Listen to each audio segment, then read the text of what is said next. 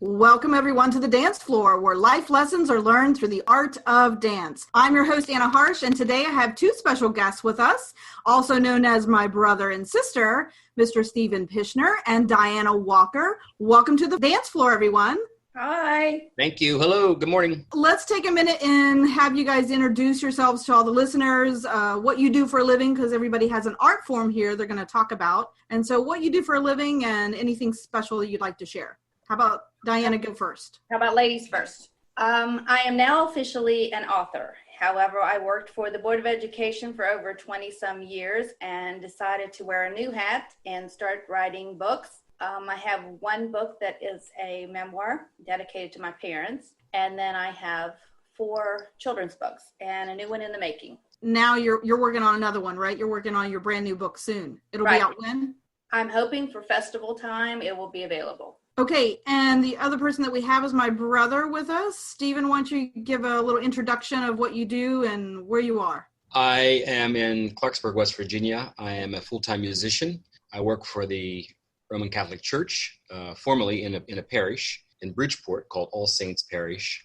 I'm a composer. I have things composed and published by GIA Publications. I also have recordings. Some are Italian, some are sacred liturgical music, and the newest one is more like a standards Rat Pack collection of songs called Sounds of Love. And I'm also published and carried by iTunes and all the digital media that most people run across today. Okay, so where can we find some of your work? I think iTunes or Amazon. Where can we find some of your work? iTunes, Amazon, Pandora, Spotify. There's a new one coming on a Hispanic site called Claro Musica. YouTube. They're just in a variety of places, and some are easily you can get downloaded free transmission, and others you can purchase. And I know you have a Facebook page too for the band Amici. Amici in America is the Facebook, and then there's one called Songs of Grace for the Soul. Those are all Facebook sites, and they carry the latest either developments or recordings or can get a download or they can get a CD through those sites and contact everyone for contact me. And like I said, some of them you can download on iTunes and Amazon. All right, and Diana, where can we get some of your work? Where can we get your books? I'm published through Headline Books. It's a West Virginia publishing company. They're out of Preston County. I have a website that is dianapishnerwalker.com. I'm on Facebook. Each one of my books has their own Facebook page, and they're also available on Lulu Publishing and on Amazon. And actually, if you just type the name of the book in, several places will come up that you can purchase.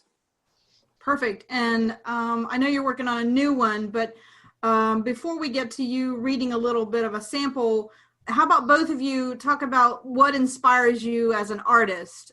For me, sometimes it's just to hear a new song and then movement starts to formulate in my mind, or maybe it could be a story that I hear about and then I put it into movement and that becomes choreography. How about each of you talk about what inspires you, how you get your work accomplished? Well, I'll start, Stephen. The first book that I wrote, the memoir, I wrote during the loss of our parents. And I was encouraged to have it published. I was just going to keep it for our family, but I was encouraged to have it published. And I ended up self-publishing that book. And then someone encouraged me to write a book about growing up Italian. She thought there was a market for it. So I wrote a book about growing up Italian. It's called Spaghetti and Meatballs, Growing Up Italian. And then I have a series of Hopping to America about a little family of rabbits that immigrate from Italy to West Virginia. Okay, and Stephen, I know you've written some new songs recently, so is it lyrics that you come up with first, or what inspires you? It depends on what's going on, what forum I'm in or what's happening. Like, for example, if I run across a text that's a pre-existing text that's the easiest for me. I don't consider myself a text writer as the first piece of spontaneity. It's I ran across the text. A poem or something like that. Poem, a hymn text, even a catchphrase. Mm-hmm. Like there was a catchphrase, "You will never look into the eyes of someone God doesn't love." I saw on Facebook once. That's a song, and people need to hear that. So when you put that text into music, it lifts its power. It makes it more powerful and palpable for people. They kind of wear that sentiment. If it's something else that you think about, like for example, in regards to the pandemic, I keep thinking about that. I felt like the world was in a storm, still is in a storm, but they can't get out of it because they're being tossed and turned and tossed and turned. And then I heard Pope Francis give a talk in an empty square in the piazza in the Vatican in Rome. And he referred to Mark's gospel of Jesus being asleep on the boat, on a pillow, by the way. And the disciples are in the boat going nuts, like, what are we going to do? What are we going to do? The waves are coming, and Jesus wakes up and he calms them down. And I'm thinking like, so once I heard that, and I had already had this thought, and I put the two together, I thought, okay, that's where we need to go. So that experience heightened it. The song was kind of pestering me to do something. So then I thought, okay, you either got to write the song or you're going to get agita, one or the other. So I wrote the song and good part of it in one day, and they came back to it and looked at it, come back to it and look at it, And I think when you ever write a song or you write a book or you create a dance, I think if you're a parent, you see those as children, those first steps with the, right. Or if you're a student or a beginner student, you see them as like they're taking their first steps. And then each day they walk a little bit more and they get a little bit stronger. And so the text or the song grows, but the inspiration comes from maybe just like a small seed that's either already planted or one that you're planting. Yeah, there's a current duet that I'm working on with a brand new dancer for Allegro, and I kept hearing the word pause or intermission on television, and so that's what we started to talk about, is what does that mean for dancers? Choreography, a pause is something that is really has a lot of weight to it. It means it has a lot of gravity to it. There is intensity to the movement. When it stops, it tells the audience to pay attention to it, if there's some kind of pause. So we're working on a duet called Pause, and we'll be presenting that at the end of the month, at the end of August, once on Facebook, and then it'll be also streamed on our website so people can see that later. I think one of the key components in any of the compositional stuff that we do, or anything that anybody does, anybody who's listening, is the relevance. Is this relevant to the audience? As soon as they connect with it, like when I did the pandemic song, it's called "We Will Get Through This Storm." Okay, once people heard it, they felt too like they were in a storm. So that was a relevant thought. They had the same thoughts. So when you say or you dance or you sing or you write something that somebody's either experienced or feeling, they identify like, oh, they do this too, or I'm also in that picture, or I'm recognized. Yeah. We just had a conversation with a few other guests on the past few podcasts, and we always talk about that. Like, if it's relative or if somebody else connects with what you're doing as an art form, it gives them a chance to understand that they're not alone, that somebody else feels the same way, has gone through the same storm, or whatever you're talking about, whatever we're, creating. So I think that's something that I always tell to young dancers, let your choreography or your movement speak the story that you want to tell to the audience, and make sure that it's told clearly. And that's some of the life lessons that I've learned, and also advice I'd give to, young dancers, is to make sure that your message is clear, and I think, Diane, we were talking earlier before we started about editing. I think that's probably something you might want to give to young writers, is to keep editing, maybe, huh? The best advice I could give to a young writer is definitely to edit. There is one typo in my first book that drives me absolutely crazy. The rest of the time, I think you should just focus on what you know best, what you can relate to, and share that. Like, I try to share family stories, stories I've heard, and put them in a composition level that is okay for kids. Yeah. Well, I know you have a lot of recipes, like our family recipes are in those books too, that are kind of Those fun. are not easy to get, trust me. Well, it's something that the family can do together. And I think it helps people come together. Food is always one of those things, always helps people come together. And in my last podcast, I talked with Tony and Connie, and we talked about food and Italian lifestyle. And that's something that we all have remembered, getting around the table was something that brings everybody together. And I think that stories, no matter if it's music or dance or written down, storytelling, that's something that I think we all grew up with. Also, in the back of each of my books, each of my children's books, there is an education page.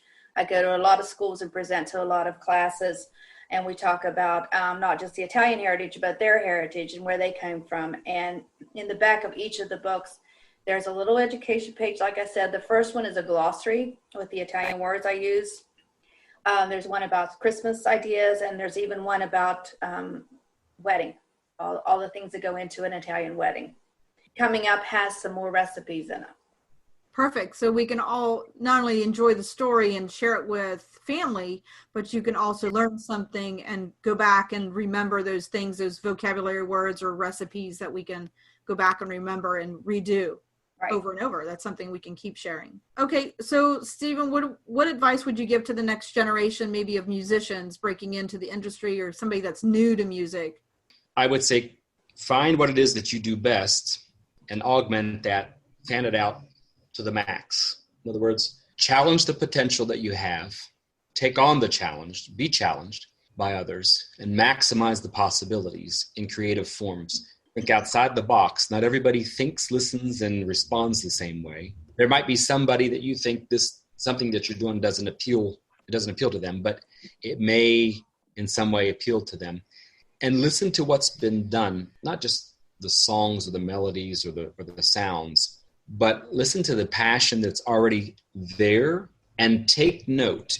When you can't do something exactly like somebody that maybe you idolize or whatever, the question or the statement should not be, I'll never be able to do that. The question, it needs to be a question. How can I learn from what they're doing and make it mine? Because I don't need to be a carbon copy of them. We already got them. We need me. Yeah.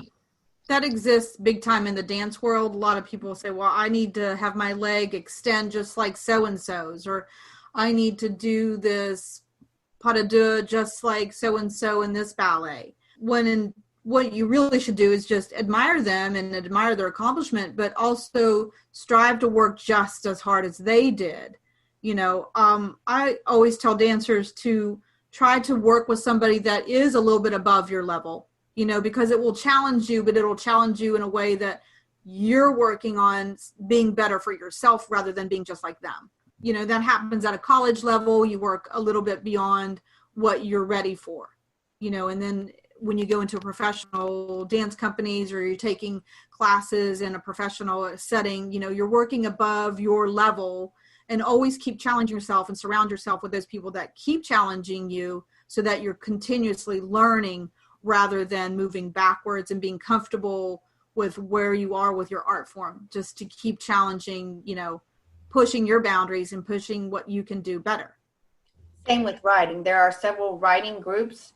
We have a writing group. Of course, it hasn't been active lately in Marion County, but the West Virginia Writers encourages each county to have their own writers group, and we meet monthly and read each other's work and maybe edit if need be or give some encouragement. Yeah, giving feedback to another artist is always great because I learn from other choreographers, or I'll send them videos, and say, what do you think of this? And, they'll say, well, maybe take it from a different perspective, walk around to the back of the stage, look at your choreography from the side of the stage. So looking at it from a different point of view. I had a student on, he's also a writer, and he talks about learning different vocabulary words that he maybe doesn't usually use in his everyday life. And so just challenging to stretch your art form a little bit further.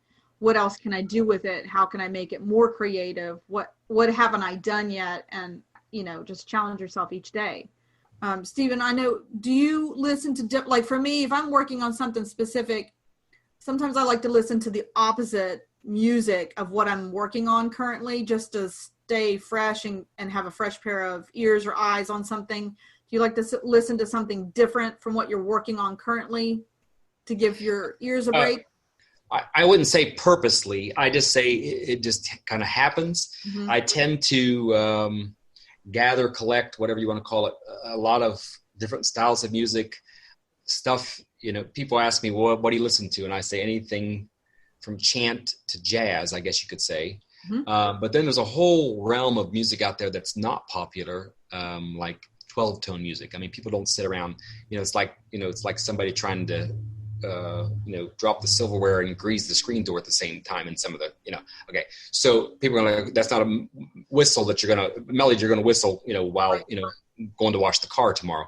But it does say these things were put together. And I'm also noticing that stuff that you would not think put together musically with instrumentation tends to be something that, has a real unique sound. Sometimes you'll hear some of these little, like if you listen to NPR, National Public Radio, sometimes the music that's the lead into the story time or to the stories that they're going to do for their newscasts or podcasts like you're doing right now, sometimes they'll have an odd thing. It might be a sitar, an accordion, a drum, and a banjo or whatever.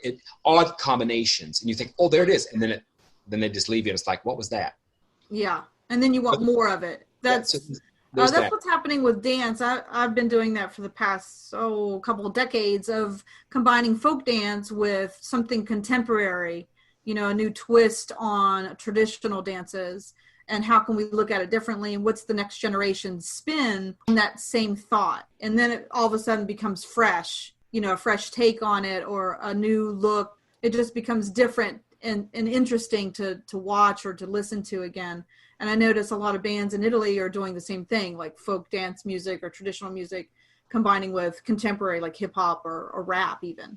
There are two recordings that I can remember. One of the past probably came out in the 90s, and then one that I found not long ago. But anyway, the essence of them, like for the first one I'm going to speak about, are some of the texts and chants attributed to the mystic Hildegard von Bingen. And what's interesting is they took her stuff, so to speak, and then combined it with synthesizers and background music. Two worlds that would have never, ever met because of the time of when she lived in the time of when we live. The other one was a series of traditional Gregorian chants that have been treasures of the Catholic Church with a cello, a synthesizer pad sound, which is basically like musical air behind it, and then nature sounds, water, birds, things like that. Stuff that would never have been ever thought of in its inception. I'm sure the monks didn't say, wow, in another 1,000 years, somebody's going to put this, this stuff behind it. But the point is, taking those things that were soul-centered or centering kinds of music for people to kind of reset themselves in a chaotic world, layers of that people can listen to and slow down. There are even new studies that show, like, for example, when a choir sings together in a specific piece, at some point, all of their heartbeats are the same. Sync up, yeah. Now, we never thought of that in terms of creativity or music or whatever, but this is why we have to continue to always make sure, the arts stay as, when we go into this pandemic, we talk about the essential workers. Right. Well, the essential elements of the world, of life, have to be the arts. Those are the only ways that really the heart gets some communication. The depth of the heart gets the communication out to other human beings. Right. And I've always heard that the heartbeat is the first rhythm that we all experience. It's the first drum beat or the first rhythm that we all experience. And then we continue on with our life, and that rhythm could change, and we sync up with other heartbeats, like you were saying, with music or dance or hearing poetry or stories. And I think that's part of the heartbeat of our world is the arts. It's the way we express ourselves. It's the storytelling we do in different ways and forms. And it's also a way that we also celebrate things, celebrate someone's life or celebrate an occasion. And I know we're going to be talking about the festival, and I know it's really challenging that this year through the pandemic, a lot of festivals have been canceled or postponed or But the West Virginia Italian Heritage Festival in Clarksburg that we've all been a part of since 1979, we are doing a little differently this year. And I'm glad we're doing something to continue on with not only celebrating the heritage, but allowing these art forms to come together in a different way and through food and music and dance and storytelling, so that we can all still celebrate in a way, even if it's far away. Yeah. And, I was thinking about that the other day. I'm thinking, the easy way out, or the most common response, let's just put it that way, because people work hard at all the functions and festivals and events that they put on. But why would somebody want to even go through this much trouble to do something? And I'm thinking it's just because two things. The passion level is always stirred and up on high when it comes to something that, the festival, Italian festival is always, in Clarksburg, has always been listed as the labor of love. It's on their festival website. It's part of their kind of like a slogan or motto. But why would somebody want to go through all of that? And I keep thinking, and finally, I was trying to, how do I say this? And I keep thinking, and it came to me the other day, is because we can't stop telling the story. Right. And that's why you write the books for kids. You can't stop telling the story, because the story is the teacher. No matter, it's not the teacher standing at a blackboard or a erase board or whatever in a classroom. It's the story becoming the teacher, and it becomes ubiquitous.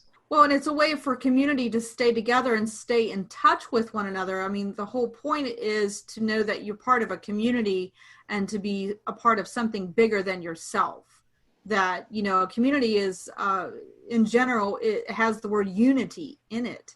So, to come together as a community and to teach one another, to expand in each other's lives, to embrace and enrich each other's lives with all of these different events that we're going to present through storytelling and music and dance and food.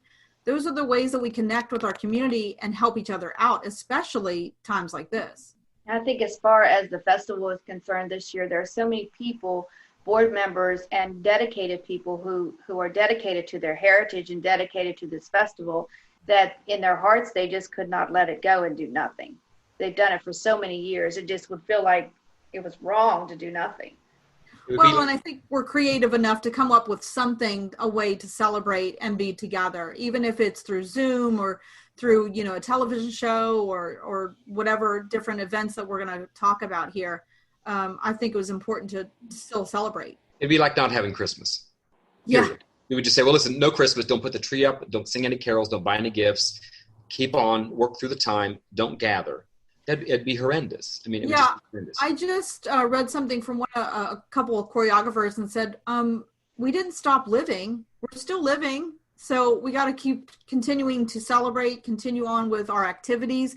They're just going to look a little differently right now. And we as dancers, I know we're doing our best to do video of dance and try to distance ourselves and try to create these unique events and creative events for dancers to see our work out there. And it's challenging, but we're coming up with different cool ways and ways that I've never tried before. Well, it's the equivalent in some way. Well, two different things. It's number one, for example, when we get a heavy snow, like if you remember the big snow of March in 1993, I think it was. 1993. Okay, even interstates closed down.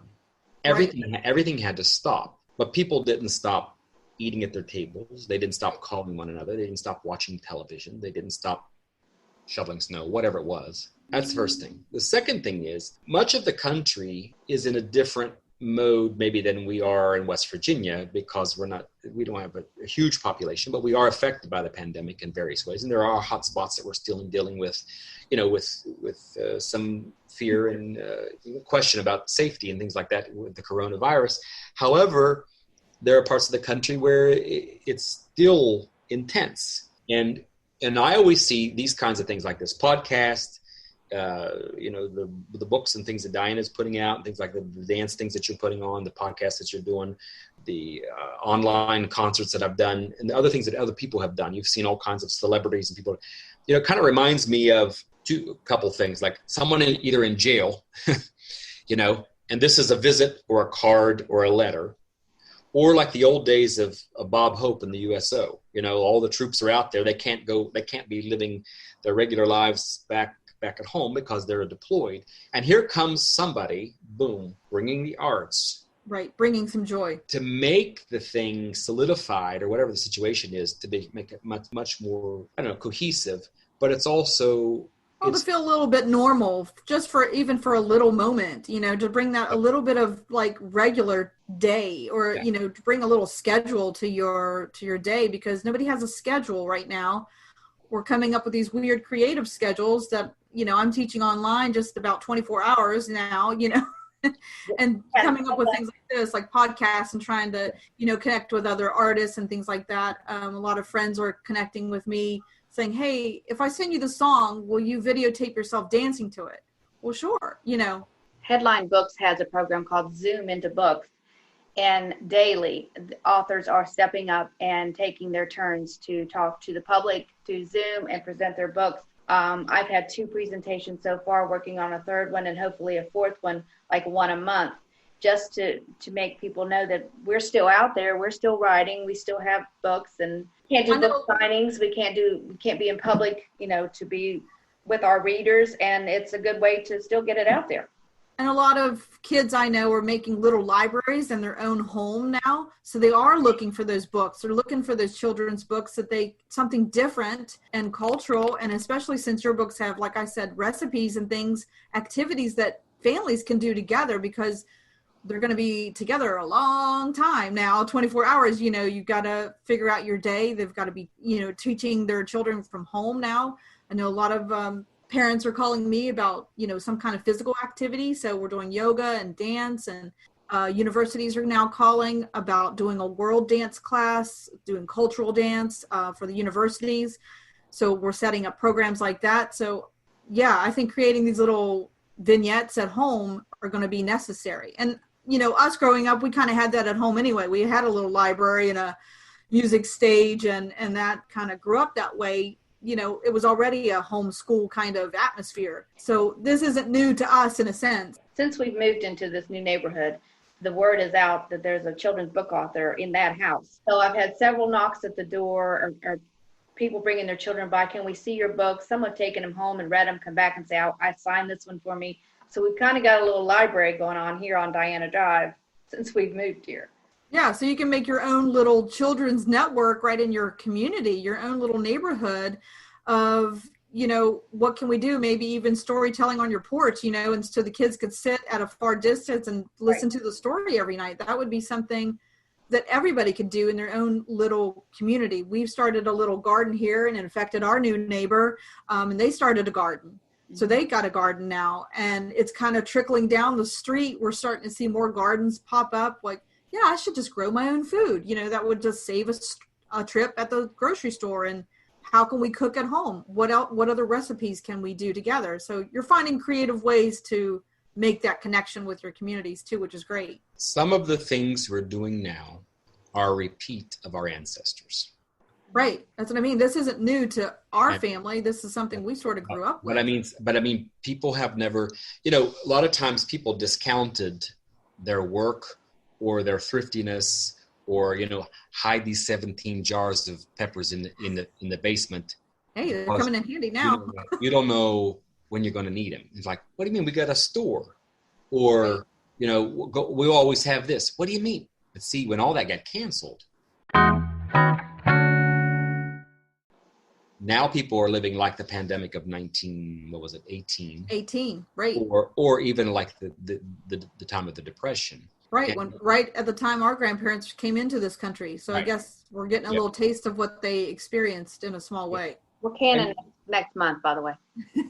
Yeah, I have those empty jars, and now they're for, buttons and sewing supplies and artwork and things like that. I mean, we've always kept jars, but even now we're like, no, don't throw that away. Let's recycle it.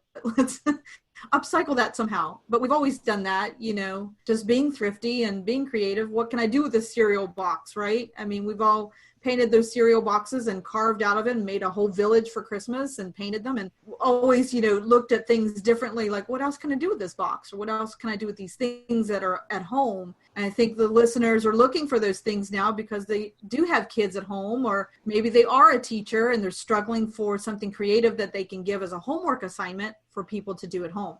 Remember the Sears Roebuck trees, Christmas trees? Right? Oh, yeah. You bent the pages sideways and then you spray painted it and things like that. Well, how about even the fact that Sears and Roebuck had a catalog, or JCPenney's or Eagle or Macy's or whatever. I mean, when you say look at the catalog, people look at the catalog, right? The catalog. Yeah, those used to be things that are covering our school books. It's getting ready to go back to school in a way, I guess. Some people are trying to go back to school, but we covered our school books with whatever we had, wrapping paper. This year they have Chromebooks, not school books. Chromebooks now, so it's all computerized. Right. So, things have changed in a way, but have they? They still have to be more creative than ever now, I think, to start to think about how can we distance children, how can we teach the same, lesson, but we have to be creative about it. Musicians, I know, are struggling with, we can't get all these musicians in a band room to play music. So, they're coming up with different ways to prepare to do solo lessons, trios, and small groups, taking them outside if the weather's good to play their instruments. But I know that affects violinists and cellists and, woodwinds. What they're trying to do at the festival this year, to prevent Stephen with the music. And we're working on the author's forum. This year, the author's forum is going to be a Zoom presentation. We have authors lined up, and we're going to record that, and it will be presented online for the during the festival time.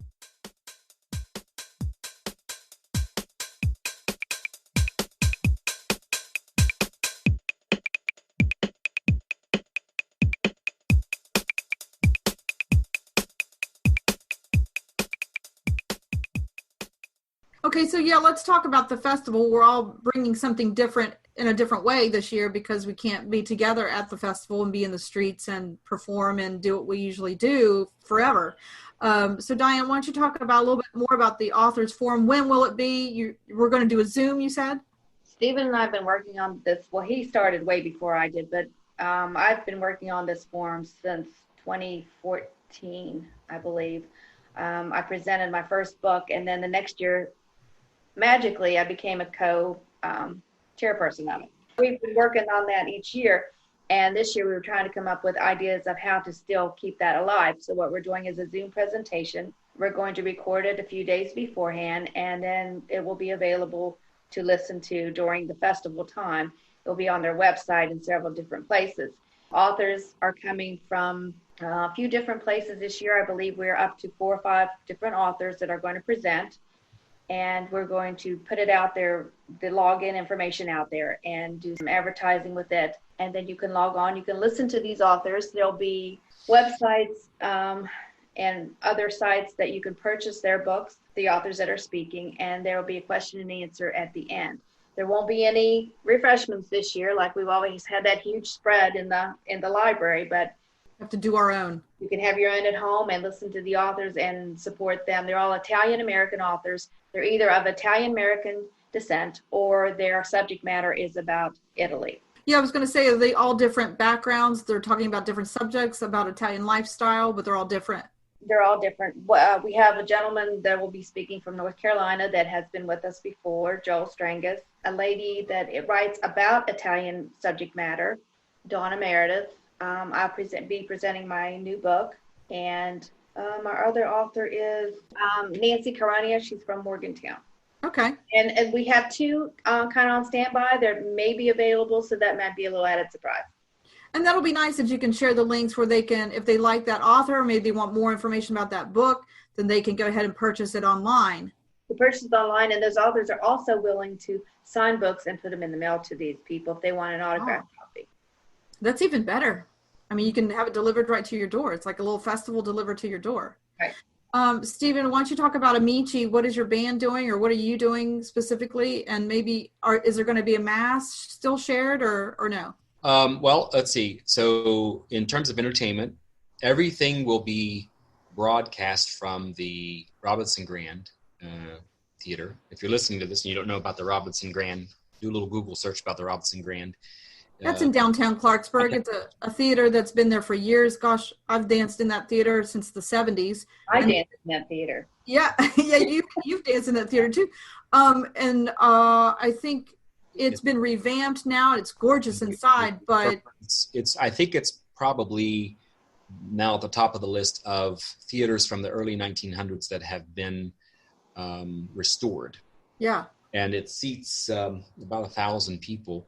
Wow. But right now it will be empty until we get to a point where things are safer for people with the virus. So will you be videotaping from there? So what we will have is there'll be like a TV production crew, you could say, that will be with us. They'll be in the theater, and different performers will come in. We're using all the local performers, and they will do their show. It's going to be much more like a TV show, you could say. I think if you remember the Jerry Lewis Telethon or things like that, in other words, a singer will come on and they'll do 3 or 4 or 5 songs. There might be a little interview. Then they might cut to a video, or like a talk show with music kind of feel. Or like that'll be good, though. That'll be interesting for people, not only in Clarksburg to see, but I guess it's going to be broadcasted for a lot of people to see. Anywhere in the world you can watch it. Wow. And the thing about this situation is that, I said this the other day, I said this is something that we might not have this opportunity again. And once going through this and doing this in this mode, in this format, we'll come out of this like an extra layer to the West Virginia Italian Heritage Festival, that maybe something else, by doing all this, we might then have expanded the festival in ways that we had never dreamed or thought of. So the performers will do their songs. They're like 2 or 3 songs, and whatever, some kind of a break. But it's all fluid. It'll be all straight through. There'll be entertainment constantly. And then now the group that I play in, called Amici, which is Italian for the word for friends, we will play the last show in the evening. And then that one will be just directly through. There won't be any breaks. That's just so. And the point in doing it that way is that many people would normally like to come and dance in the middle of the street. You might have a couple thousand people dancing in the street. So what we would do is we would just play straight through. And people can have a dance party at their house. Well, that's the point. And we're going to invite people to do whatever they can safely in their own environments, even if it's a watch party or if it's a physical party with your family, or however that works out in the safest way. And I've requested, and they're in the process of see if they can make this work, that when Amici plays, we're normally used to hearing people yell, scream, call out songs. There's that applause and that interaction, that kind of stuff. And it's interesting when you play this big piece, and you're in an empty theater, and it's like crickets. That's all you hear. Yeah. So for dancers, it's challenging to keep going. Yeah. It's like, hello, are you there? So I made a suggestion, and the TV crew is looking into how we can do this, is that, so there would be an opportunity for people could sign on via a Zoom kind of thing, where they would be unmuted and I could hear them, or somebody on the West Coast would say, hey, play Tarantella. And somebody on the East Coast would say, play Mamma, or whatever it is, or play Coming to America, whatever. So that I would have an interactive thing. So the idea is that the festival, in some ways, will be called an interactive virtual festival. And you'll be able to watch it at wvihf.com. And then I think they will link it also to Facebook. So you either can go to the festival website or to Facebook. And the same thing with the Authors Forum. I think, Diana, you're doing that with Zoom, and the festival setting that up. So again, we could have however many people. In other words, it's not the same. It's different, but it's not a bad different, because it still brings the festival, West Virginia, the work that's here, the passion that's here. It just brings it to another stage, or maybe even a bigger stage digitally. Well, and I know it's not the same as being live, but it might bring it to more people than we actually expect, or that can jam into those streets in downtown. We can only fit so many people in the street to see your shows, or, at the Authors Forum, it's always crowded and it's challenging to meet, other people there. So this is a great way if you want to watch with your family at home. and sit out on your back patio and pour that wine and have your, pizza or pasta or whatever you wanted to make, or maybe some of the recipes in Diana's book, maybe that's something that families could get together and do and make a special weekend of it. Now, is this going to be still 3 days? Well, 3 days. The first day is September 4, 5, and 6. It's always Labor Day weekend, but not Labor Day. And then the other thing is, who knows then what happens next year after not being able to do it this year?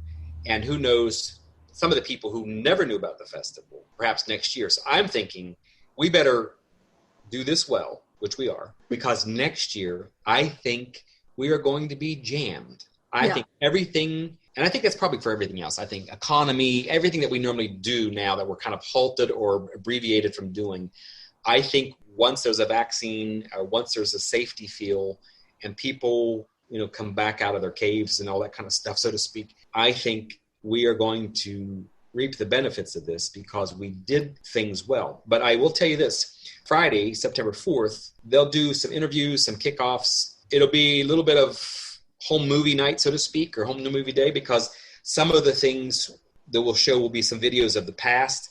Who knows, some people might watch the video and say they saw a relative maybe who has passed, that they're watching somebody perform, or some performers maybe that have passed on or who don't perform anymore, or different groups and things like that. So we'll have all of that. And then at the culmination of that evening, then Amici will play, and that gets people that feel, that whole day, that whole feel. Right. The second day, more performers. Amici will play at the end. The third day, you mentioned about the Mass, the Sunday, the 6th. Normally we have the outdoor Mass, and there are so many restrictions about gathering, and you have to have hand sanitizer and right. There's a lot of rules and regulations, all that kind of stuff. So we just thought for this year, what we'll do is we'll just have a simple Mass at All Saints, September 6th at 11 o'clock, and people will have to call and reserve their seat so that we have, everything properly prepared. We're still in that safety mode, just like many churches are, that are open. But they can still watch it like we usually do for Sunday Mass. You can still watch it. It'll be on Facebook and I think on the festival website. Okay. Father Patsy Aquina is scheduled to be there. He's been doing the Mass since Father Can has passed on. And we'll still have some of the essence of that to mark the time. But I think, and then these things will be on there so you can play them and play them and play them. The nice thing about this, I think that's what's nice about this year is if you miss something, you can go back and watch it again or say, hey, did you see this? Well, come and sit and watch it with me. You can pass it on to family and friends. This is something they can keep sharing on Facebook or Twitter or Instagram, etc. The forum will be in that mix. All this stuff is fresh because we're working on the schedule. It works, and more we find out about how we can do things, and then there's more creative stuff about technology. It's developing. It's an exciting time because it's like before there was all this doubt and what are we going to do and is there going to be a festival and everything. Now it's like, look out. Now the creative juices are flowing. There's all kinds of potential. There's even more to choose from.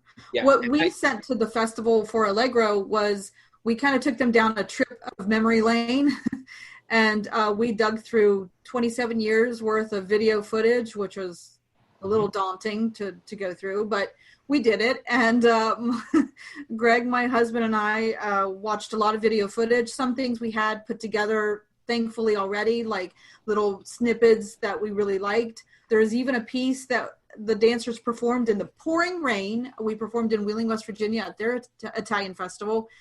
And the dance starts out all sunny. It's really sunny outside, and it just pours on the dancers. And God bless the dancers. I tell you what, they train really hard, and you can tell their professionalism because there is not a missed beat. I mean, it is pouring too, and they are soaking wet. All of us are soaking wet at the end of this dance, and you can just hear the crowd just cheer so even more loudly because they were just so impressed with, there's nothing going to stop us now. So that's why I feel like this year, no matter what the storm is, I think nothing will stop the festival, which is just taking it to new heights, which is great. Gave a little taste of technology at the forum last year. We had Tommy DiPaola via Skype, and he gave his presentation that way, and it worked well. And we had the largest crowd that I think that we have had yet for the forum. Yeah, it was very crowded. We'll have a very nice crowd this year. Also, we were talking about the first so many people to sign up to watch the forum, they're in for a drawing. And the authors will be donating books. There'll be a nice prizes for someone at the end of the forum. Oh, that's nice. Yeah, that's a nice treat. We will be showing our video on actually Labor Day. We'll wait for the festival to premiere our work. We sent in about 46 minutes worth of video, and it's dances from the early days of Slippery Rock University when I started my company all the way to present day. And two of the newest dancers are presenting a tap number in that video. And we had the nice moment at the George Washington Hotel here in Washington, Pennsylvania. They cleaned the room and cleared the room, and it's gorgeously set up for a wedding that day. And I brought two of the dancers that spaced out, and they performed this tap number that we're really excited to present because we haven't done tap for quite a while, but we even made special boards for them to tap on. So it was something we were planning on to tour with, but you know, things changed. Obviously, our tour was canceled, but we're still presenting our work in different ways. And so we're excited about premiering that. And then September 7th, the video will be on my website, allegradancecompany.net, as well as our Facebook page. And it will stay on there for 24 hours so that people can still watch it for free, along with the other piece, the duet pause that the newest dancer that I have, I'll present her. And that work will be on the same day. The other thing is, I think sometimes you have to make, I don't want to say restate the obvious, but augment the restatement of the obvious in the sense that, you know, some people say, well, what's an online festival? What's an online event? Well, how am I going to do this? And, you know, the idea with these watch parties, I mean, obviously you could do the watch party digitally, electronically from your computer, but for places where people are gathered safely, you can take your laptop or whatever and sync it to your television or to your speakers and turn those things up, put them on your porch, put them on your deck, put them around your pool. Right. Make an event out of your own. You know, it's interesting. We have the Super Bowl or we have a major football game somewhere in the state, and people pull in with RVs, campers, trailers, solar dishes, you know. Right. Camp out with grills and grills. And we do something like this and say, well, how do you do this? I'm going like, yeah, okay.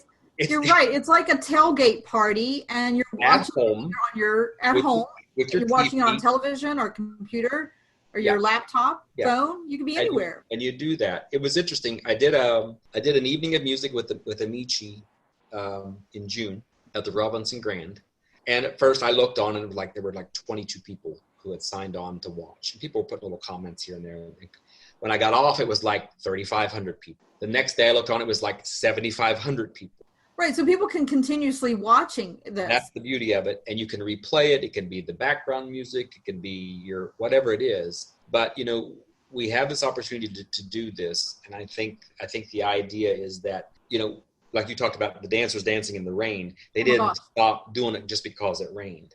And the festival people that are working to make this happen in Clarksburg, they're not going to stop just because of the coronavirus rain, you could say. They will continue to do this. Storm. It's almost, you could say, they're compelled to do it. Right. It compels you go do it whether it's the right, conditions or not. It's like it will move you no matter what to go do it. That's how strong the passion is. And for some people, that's not, you know, that doesn't appeal to them. But for the ones who do, in this situation, it is quite compelling because the story continues to unfold. Well, it's something that, like Diana was saying, you can share with your family, you can share with your kids. It's something family friendly that everybody can do together. And it's a dance party. You can get up and dance on your back patio or your deck or your yard or something. Make some of those recipes, make an event out of it, and tailgate yourself. Even people who are cooped up in their house, even people who are in nursing homes, people who are in hospitals or whatever, you know, if someone can get them some electronic device to look at by way of a cell phone or a laptop, and some of these people have their own things. I mean, you know, people think, well, you know, say, well, you know, because you're a certain age, you don't have this, you don't have that. No, I know a lot of people in various ages use a lot of laptop, their little whatever, and We have a 97-year-old uncle who has a Facebook page. I was going to say our Uncle Joe is always on Facebook. So yeah. I mean, so no excuses anymore. it's all possible. I sometimes take my phone and I'll listen to maybe not a podcast, but a concert or something that I've done, just like to critique, or something that someone else has done. I sync it to the radio in the car, right? And presto. Okay, so there we are. Yeah, it's easy. You can sync it, especially if you have the smart TVs, and just about everybody has one of those now. You can sync your phone or your computer or whatever to your television and make it like a television show, and have your pasta. Like I said, have your dinners and cook out and invite, your family over, and you can all sit out distance and wear your mask and all those good things that we're doing now, and still make it the best festival weekend that you can. And it's 3 days and it's free for people to watch. So there's really no excuses to not enjoy it.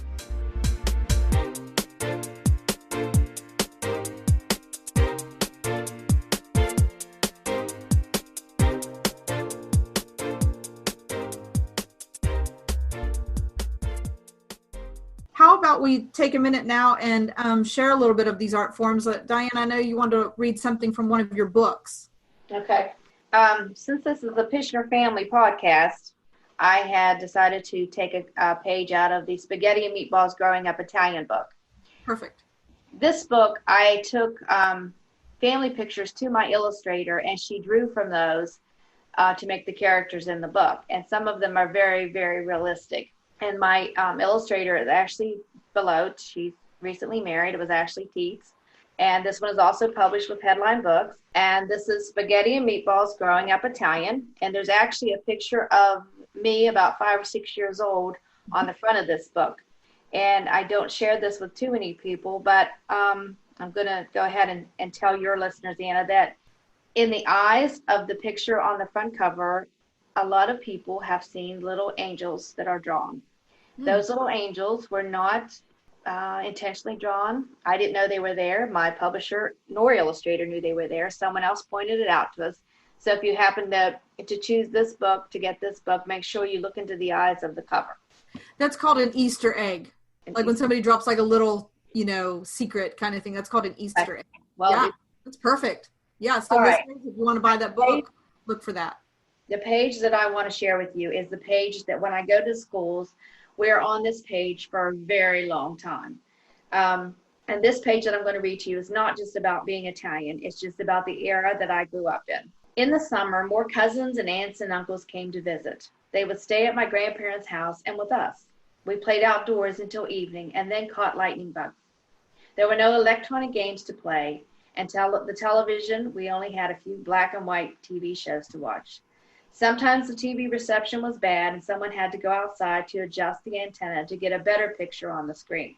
That page we're on for at least a half an hour because kids just cannot imagine not having any electronic games.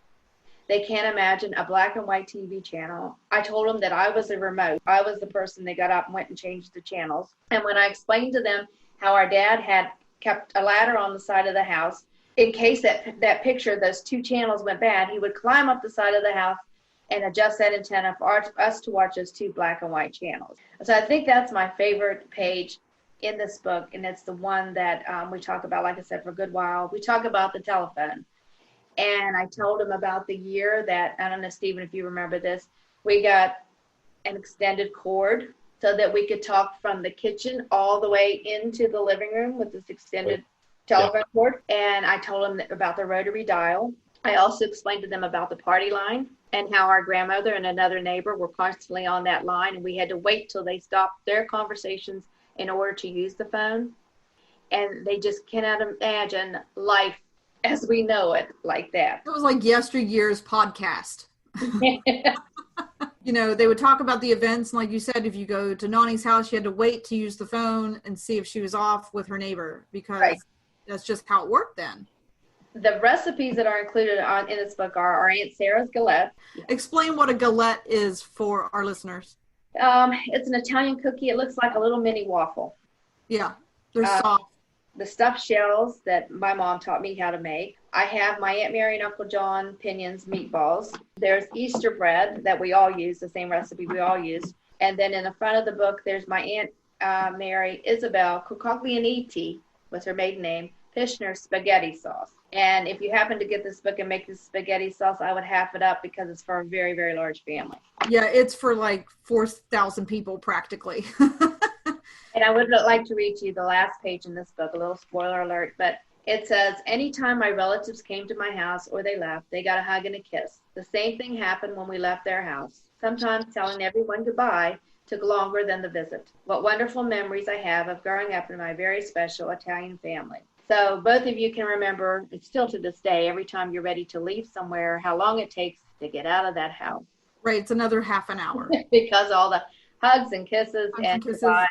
And then you miss somebody and you go back again. So that's one of my favorite memories that and that's kind of a perfect book to pick up, I think, for the festival weekend for spaghetti and meatballs, and it has those recipes, and it's something that everybody, look through and read to their children and then do the recipe and maybe make that recipe for festival weekend and have a nice dinner with your family and watch the entertainment, listen to the other stories and the other authors that are coming.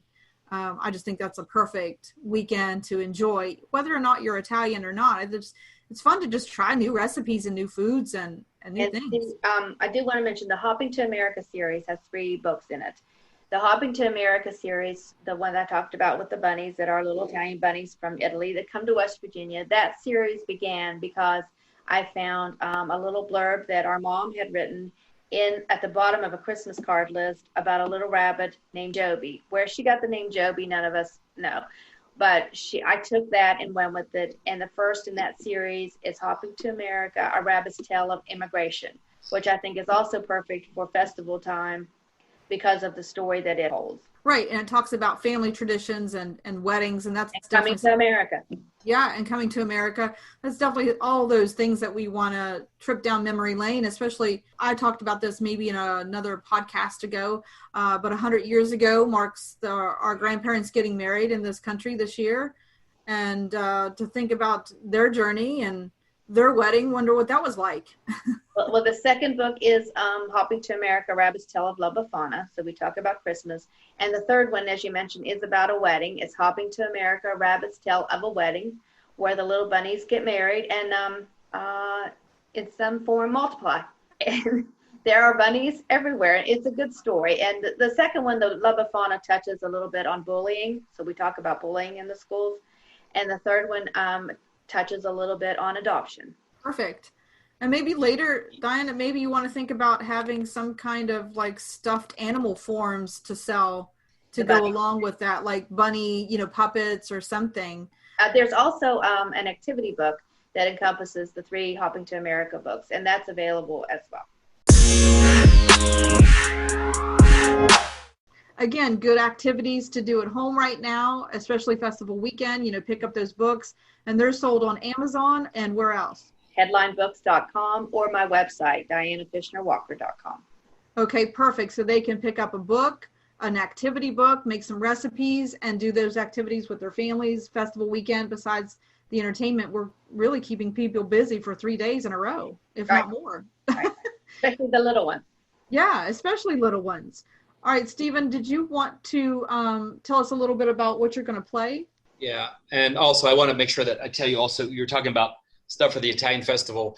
The 2020 limited edition T-shirts this year are the most unique I think we've ever had. Just if you go to the West Virginia Italian Heritage Festival Facebook page, you can order these, pre-order these. One of them has 2 dancers, and in the midst of it, there's a line that says 6 feet apart.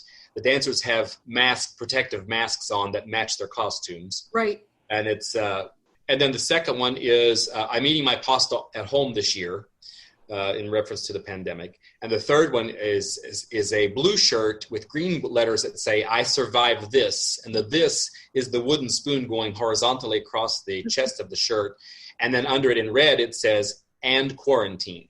Right. So, I mean, there's some really, unique things to look at. They're very colorful, and it's, again, something to buy, you can wear. These are all cool activities that you can already do now and buy some of these things to prepare for the festival, which is less than a month away. Right. In reference to the piece that I'm going to play and sing, I'm only going to do a verse and a chorus, but it's called Dici Tancella Voglie, and it's a piece by, the music was done by Rodolfo Falvo, and the lyrics by Enzo Fusco. It's a 1930 piece from Naples. If you study anything about Italian music, every region has their own dialect.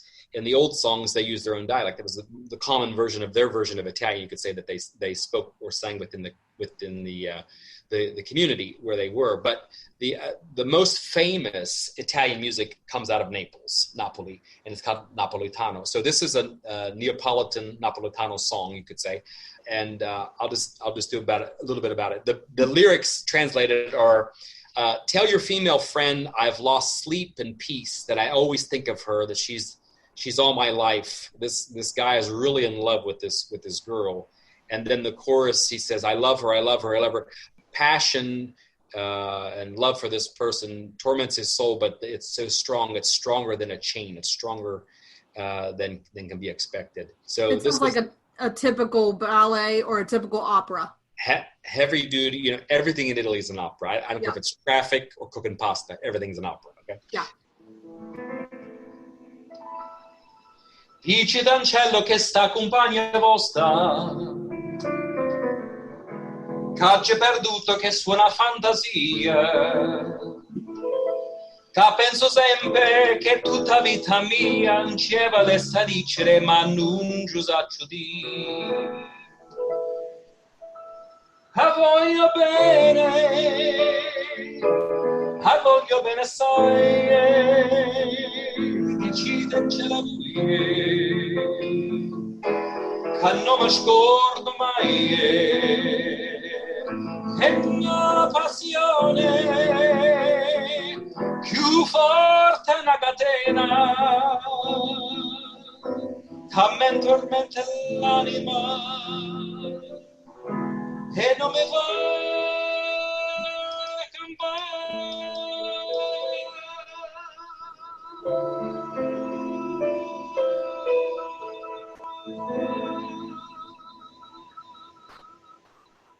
That's just a little taste of it. There's a lot more to it. Love it. Well, if people are not in the mood for the festival now, I don't know what else to say. A little taste of what to expect, except for food. We can't do smell-o-vision or cook-o-vision here. Yet. Yeah.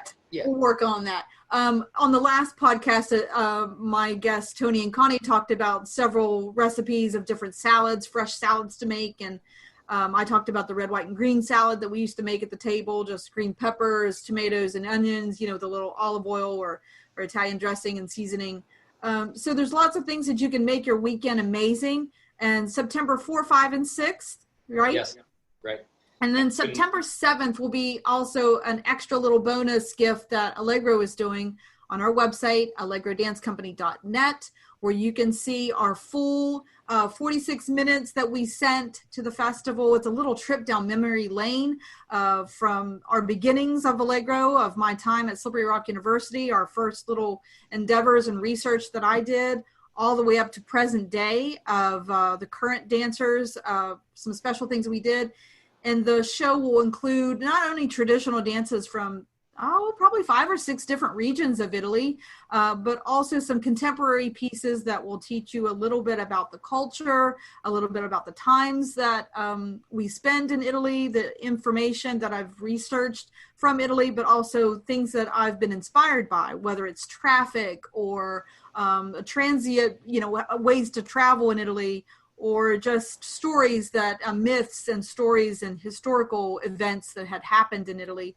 The video is really interesting to watch, and music that's really different to listen to as well. Yeah, I wanted to say one thing about the dances from your group.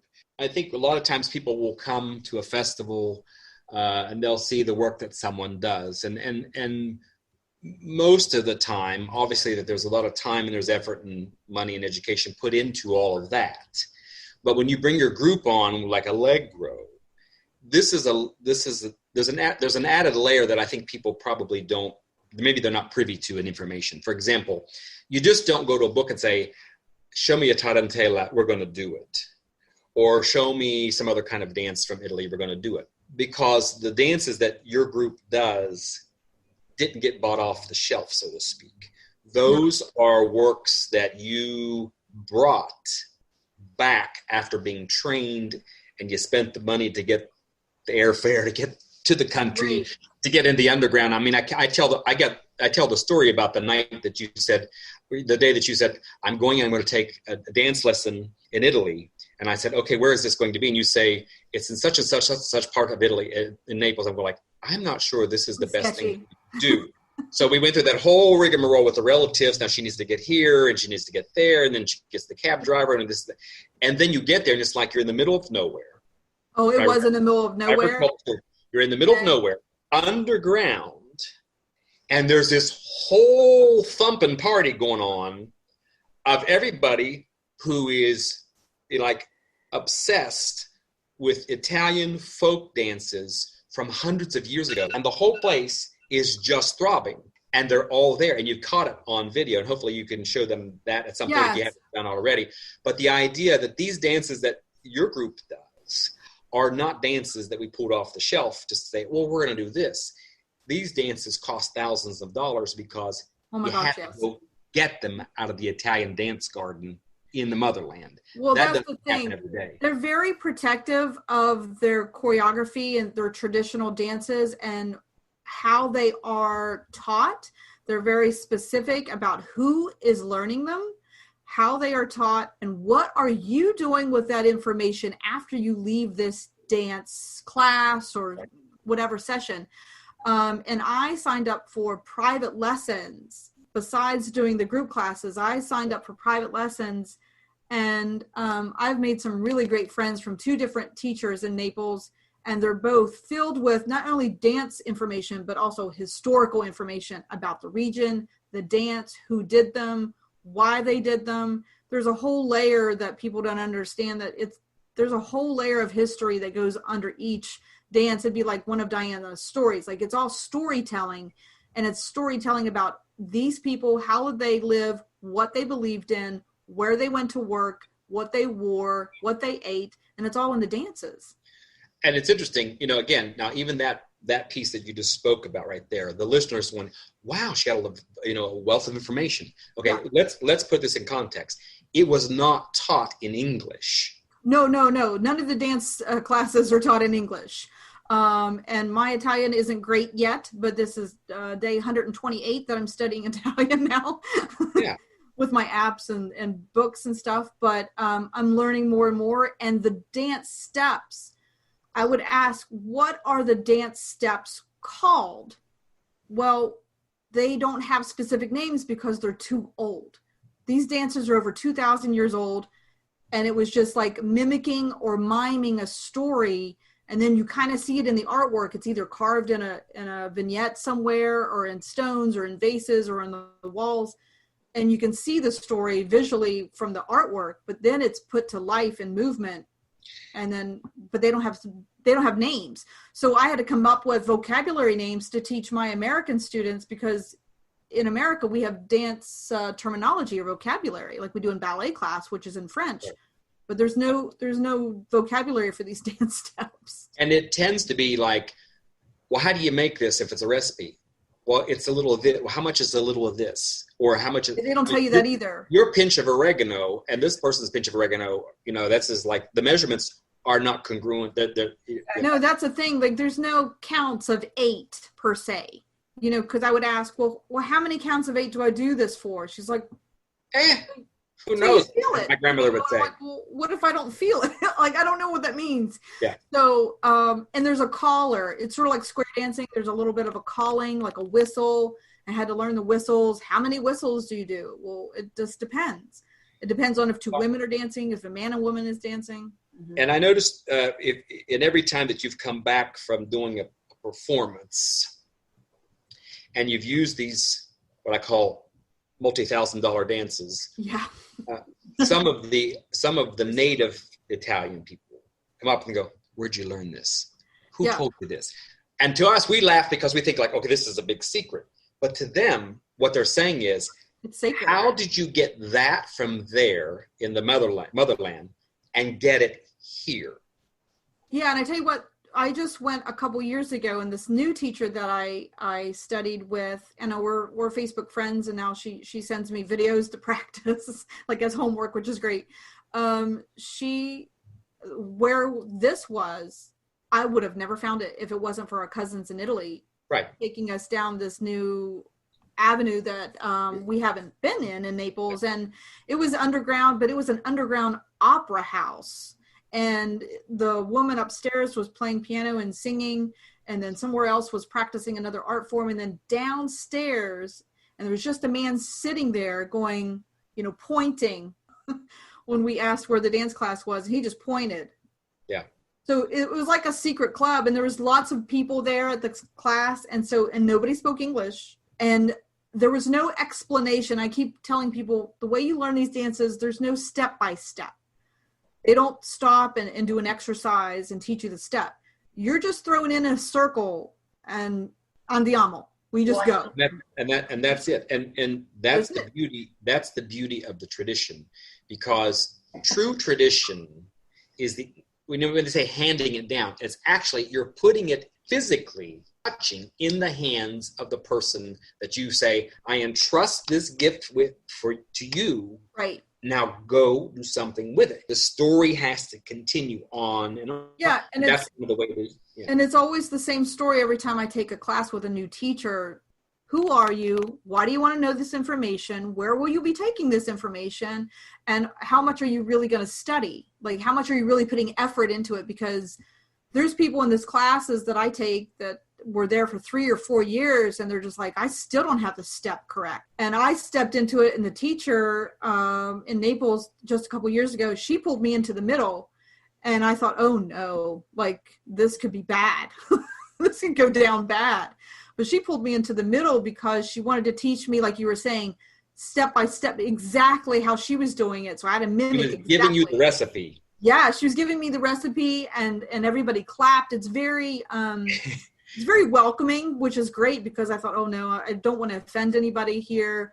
But the group was very sweet. And what's funny is it was like Allegro in Italy. Like after the class, there were snacks and sweets and treats that everybody brought, cookies and wine and things that people brought to snack on. I just thought it was funny. It was like, it's an underground community that, and she invited me to perform the next day, but unfortunately we were flying back. But she said, when you come back, you cannot leave unless you perform with us. Which was the presumption that this is going to continue on when you come back, Yeah. Oh yeah. There's no joke. Like she was like, okay, this is what you should wear. Bring this, and we'll meet you here at the piazza. Yeah. And, yeah. It's like, yeah, oh, got it. Yeah. I'm on it. And you know what it's like, and I don't know if this is just an Italian thing. I don't know if we have the corner market on this or not, but when they give out a recipe, okay, so someone interviewed me one time years ago on television, and they said, when is it true that when someone gives a recipe, an Italian recipe, it's exactly? I said, well, there are variations of it because the measurements are undetermined because you have to be there. But do they leave stuff out just so that it doesn't get recopied? Absolutely. But for them to give you the recipe of the dance, the secrets of the dance, so to speak. And this new dance, there's a new dance that I want to present. It's a type of tamariata. It's from that region of Campania. It just looks like two birds are flying around each other. The way the arms just stretch out and flow, it has a different vibe to it than the other same dance, but a different variation or style. One was like an attacking thing. A gentleman there that was in the class came at me, and I thought he was going to attack me. But that's the force and with aggression that you needed to have. And he was showing me how much force is needed to have in the dance steps. And so once I understood that, and then he showed me the steps again, all while playing castanets, by the way. You have to learn that on top of that for that dance. Which don't always just belong to Hispanic people. Right. Castanets. These are shaped differently, and I talked about it a little bit live on my Facebook page, but they're shaped differently. They're made out of olive trees, and my teacher, Chiara, had her, the guy that makes them for her, she had them made specially for Allegro. And so they were hand carved just for us so that I can buy them. So I plan on buying more and, you know, buying some more instruments and things like that and trying to play some more. But just the fact of going over the details with me and my group, you know, how she passed it down was really challenging, but I did it and I can't wait to go back. There's a new girl that I can't wait to dance with. Her name is Veronica, and she's out of Puglia, which is another region I haven't been to yet, but she has a school there of music and dance. And she is going to be teaching me some different dances, a little bit more in depth of Pizzica. So I'm excited to study with her. And she's a Facebook friend, so she's been sending me videos, and she doesn't speak English either, but my Italian is getting a little bit better. So we've been typing back and forth, and they're out of Puglia, and they're a school of music and dance. So there's musicians there that'll teach you that tamburella that I want to learn, and accordion and guitar and you name it. They've got it, but it's a school now, like kind of an academy that she and her husband, I believe, started. And Just they're like amazing. it's just like bagpipes. You know, people think that bagpipes belong to, you know, but Oh no, there's a sheep herding dance. Yeah, the Zamponia. Yeah, the Zamponia, the Abruzzo, the bagpipes of Italy. They sound a little differently, but they're bagpipers. Yeah, and the women in that dance are supposed to be the sheep, and we're not allowed to look up. Like their heads are down like sheep, and they're being herded by the leader. And so the dance is sort of the same way. I learned that a couple years ago. But there's so many dances that I've learned I haven't even got a chance to present yet, because there's just so much information to hash out and go through before you even can teach someone else. Like I want to make sure that I have a handle on it before I teach it to my dancers. And that's the thing, that's another whole process that people don't learn or know about until, you know, there's a whole process before we even get to the stage. Which it's like cooking. Becomes the next podcast. Yeah, that's a whole other podcast. That's their whole story. All right, everyone. Well, thanks for being on the dance floor today. I hope this gives everybody a little taste of what the festival is going to be like. And we've shared some different art forms today, and we always like to share what we've learned about our art form, what we can pass on, that information and advice to the next generation. And I'm excited about the festival this year, maybe a little bit more so because I get a chance to watch everything and not run through the streets with a costume and trying to make it to the next event, you know, to see everybody and to see everything. So this will be a great way to keep in touch and see even more of the festival. So take advantage of it. If you're listening, take advantage of it. Stephen, why don't you give us the website one more time? WVIHF.com. And Diana, a Facebook page for the festival, and that'll have all the happenings on it, and when, what, who, what, when, and where. And I continue to post on my Facebook page and my books pages of all the events, and especially about the forum. And I'll have it on allegrodancecompany.net as well, and our Facebook page. For Allegro Facebook page, you can see our show. It'll be a Dropbox link that you can click on and just enjoy and watch whenever you'd like. It'll be up on September 7th, as well as I think August 23rd. I'm also going to be presenting that Pause duet that I talked about earlier with a brand new dancer. She's amazing. She's out of Pittsburgh. And we're going to be presenting that. We're still working on the technology of it, but the choreography is all finished and done. And we will also be going on Facebook Live to talk about our process and how it was quite different. We've never met in person.